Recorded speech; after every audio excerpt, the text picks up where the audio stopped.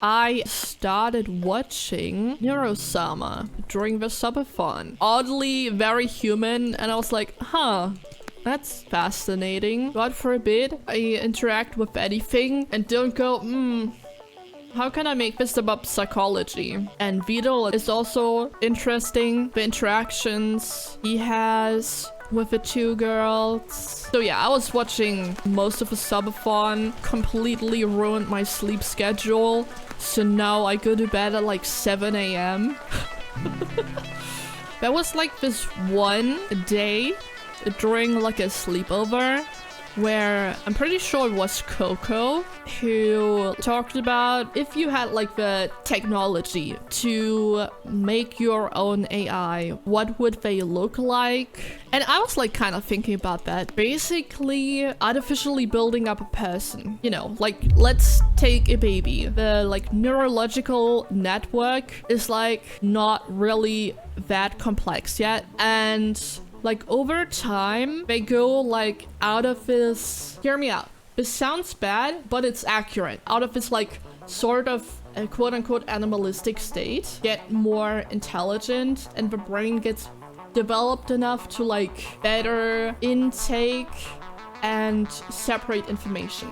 Sort of the younger the person is, the more influential is every information they get. Once those neurons are set on a specific information, it's way harder to go back and like reconnect those neurons than just do it right from the start. You know what I mean? Then you have to do a bunch of work later down the line to clean all that negative information up, because turns out that information, then you have to correct all of that. It's like, ugh.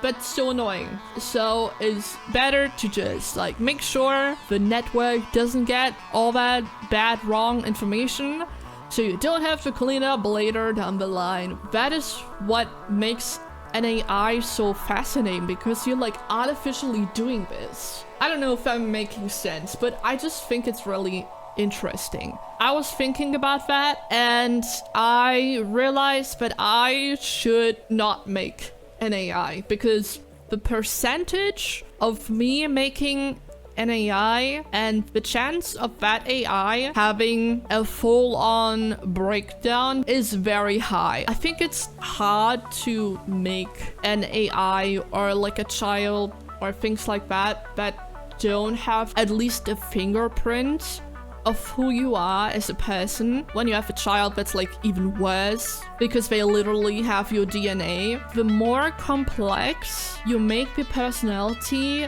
of the AI, the more likely they are gonna run into some other issues in the long run. An AI cannot feel empathy, as example. I mean, maybe they can. We don't know, because we're not an AI. Crazy stuff. So you can give them ways to learn cognitive empathy that makes them on a logical level understand the impact things they do have, if that makes sense.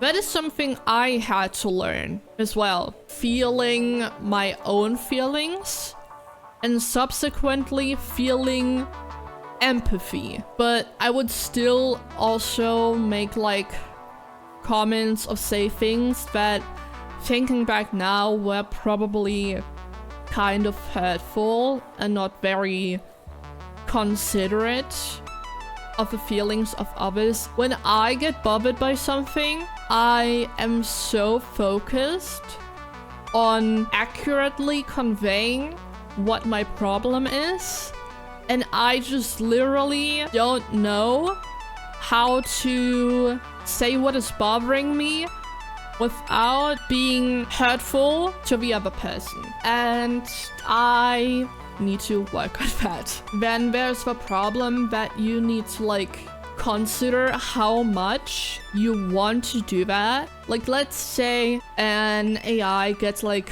depressed, sort of. You can't give that AI like antidepressant that like fixes the hormonal structure in their brain, because they don't have hormones.